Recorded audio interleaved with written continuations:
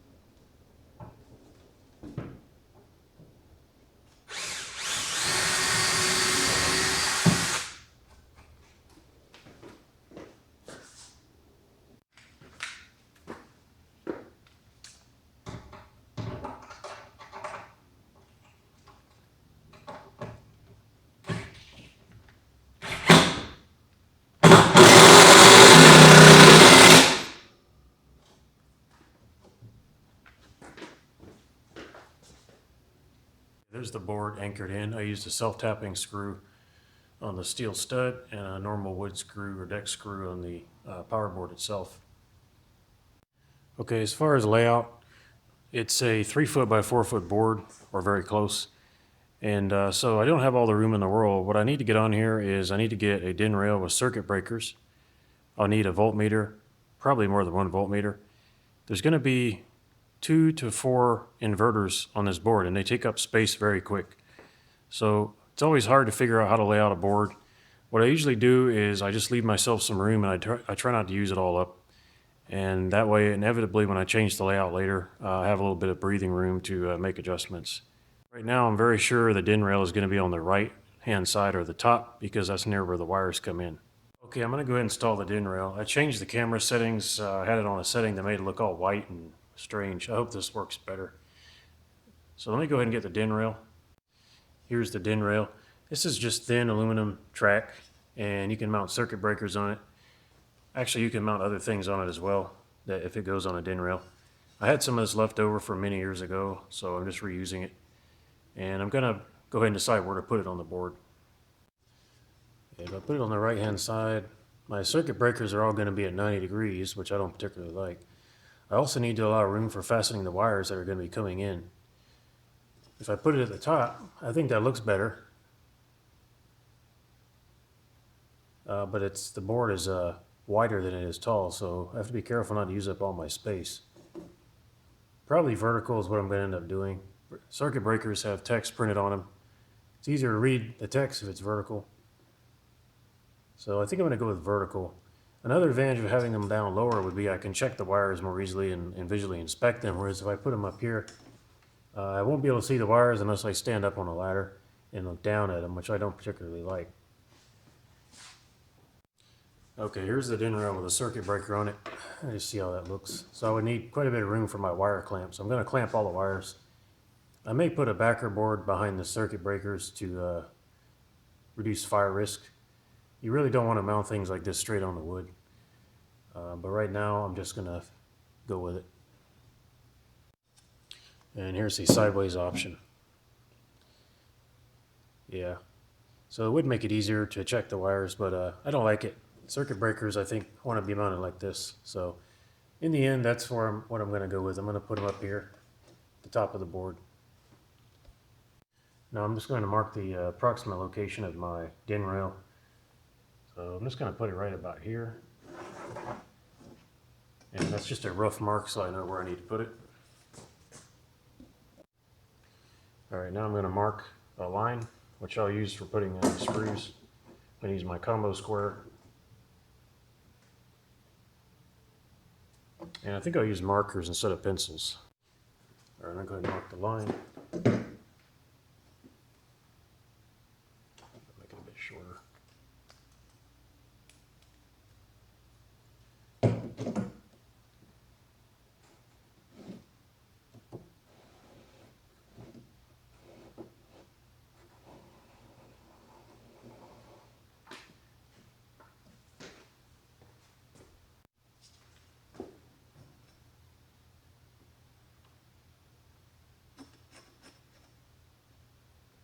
And I believe I want it a bit lower than that. I don't really like the position. So I'm going to drop it some more. I really think, yeah, really right about here is better. I don't like that position, so that's why you want to get in a hurry.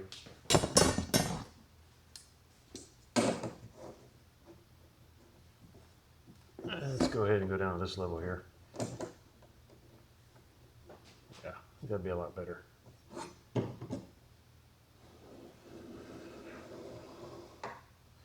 All right, there's the new line. Yeah, I think that'll be a lot better.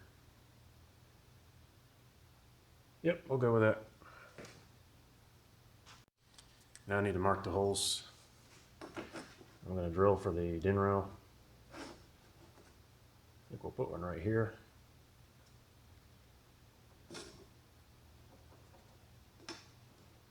Let's do that one right there. Let's do another one in the middle somewhere.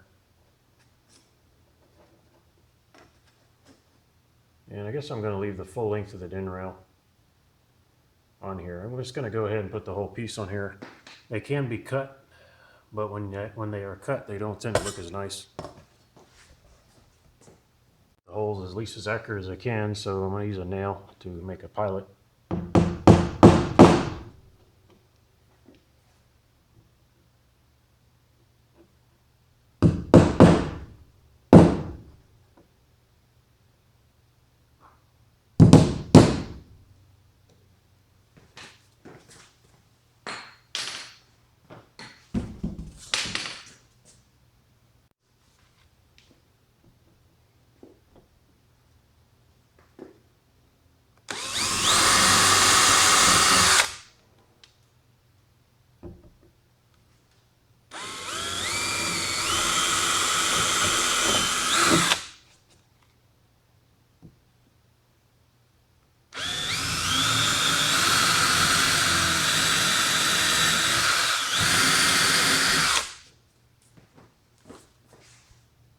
And I found some 3/4 inch stainless steel screws. I'm just going to use these. Not really ideal for the project, but they're just circuit breakers. I can replace them later, add more screws. I'll probably add a few screws later. This will get me up and running. You can deal with the rest later.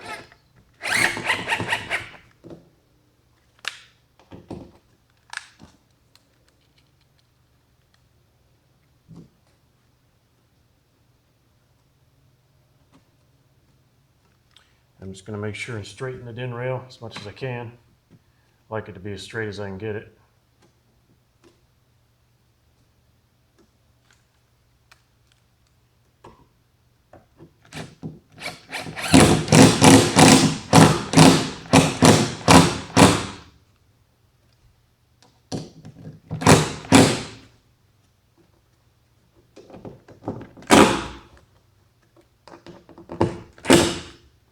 All right, that isn't going anywhere.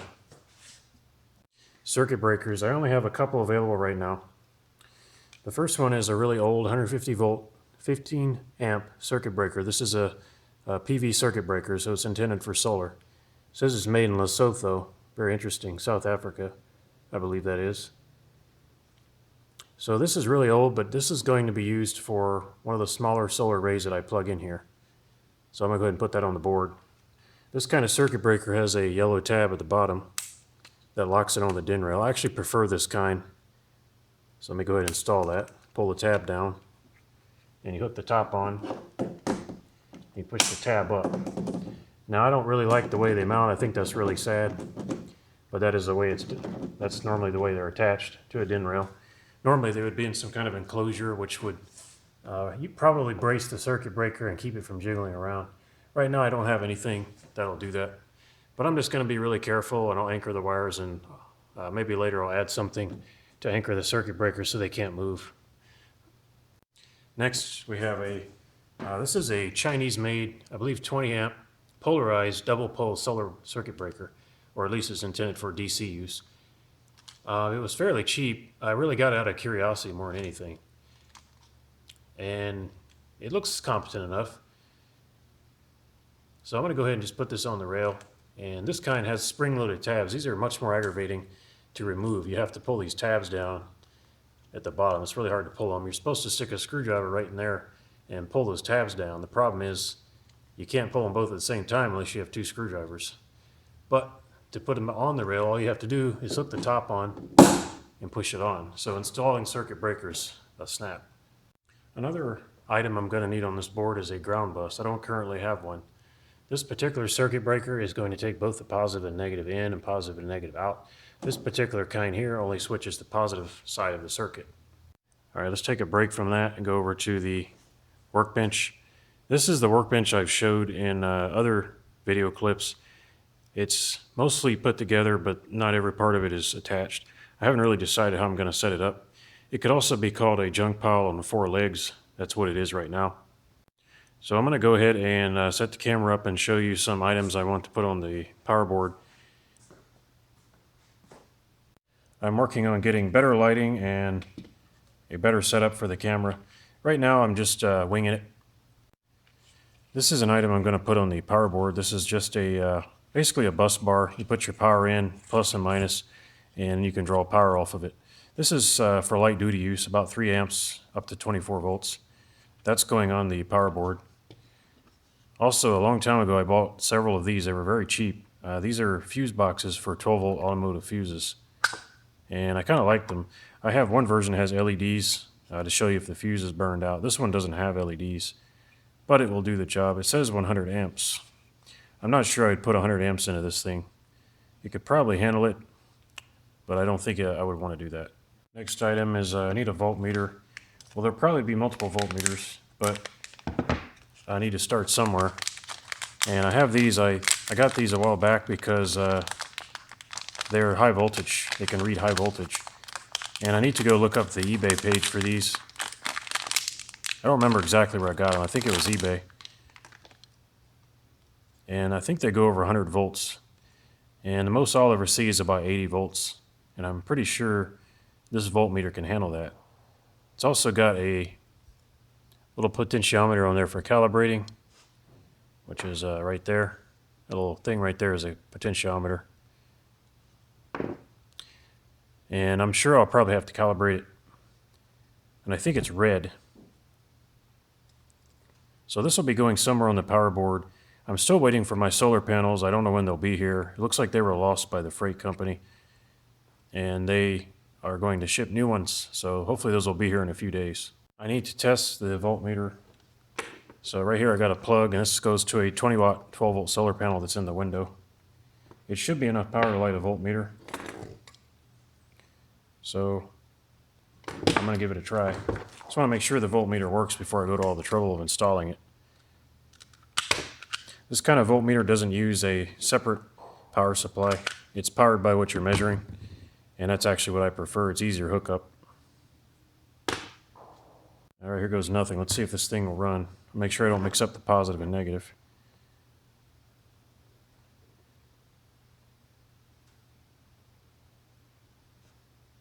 Oh, they're blue.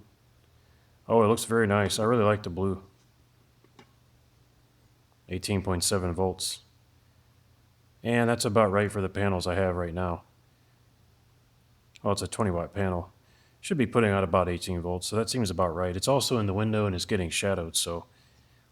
Well, I really like these voltmeters. I wish I had more of them. I'll probably put 2 or 3 of those on the board. In addition to that, I'm going to have a 12 volt regulator to produce 12 volt power. This particular unit is a 1755 volts. I may not use this particular one. I have another one. Let's see if you can read that. This one goes up to over to 120 volts. DC, which is extremely high. I got this one because I'm going to have high voltage solar panels and I may want to run something 12 volt from those panels. This was a little spendy and probably need to open it up and see what's in it. And it claims to be able to do 15 amps. I would never run it at 15 amps. Probably what I'll end up doing is taking these screws out here and putting some kind of fan or something here to cool this device. It's probably going to get pretty hot. It's got a single screw here, which is probably for heat sinking, but I can't say for sure. I've seen these that had no heat sinking, and it was just a circuit board shoved in here and had no cooling whatsoever. It was just shoved in there. There was no heat sinking, and it was getting really hot inside. And incidentally, they look just like this unit here, or very similar. Something to be aware of if you buy these on eBay. A lot of them are very, very low quality. This one I really can't tell. I'll have to open it up and take a look inside. Hopefully this one is better quality than the last one, which got very hot and began to smell burnt. So that could have been a real problem if I hadn't paid attention to it and caught it. This type of unit here usually cools itself okay if you don't go to the maximum current. I found there is a way to cool these, which I'll be addressing in another video. This particular one, if I do use it, is going to live a pretty easy life. It's not going to be working very hard. It'll probably run lights or something, or who knows, we'll see. I have some voltmeters with this type of mounting. It's designed to be mounted in a panel. And it has these little clips on the side you can see right here. These are really awkward. And I don't feel like cutting out rectangular holes because if I find a panel and I put rectangular holes in it, inevitably they're not going to be perfect. They're not going to be straight. They're not going to be in alignment, and I hate stuff like that.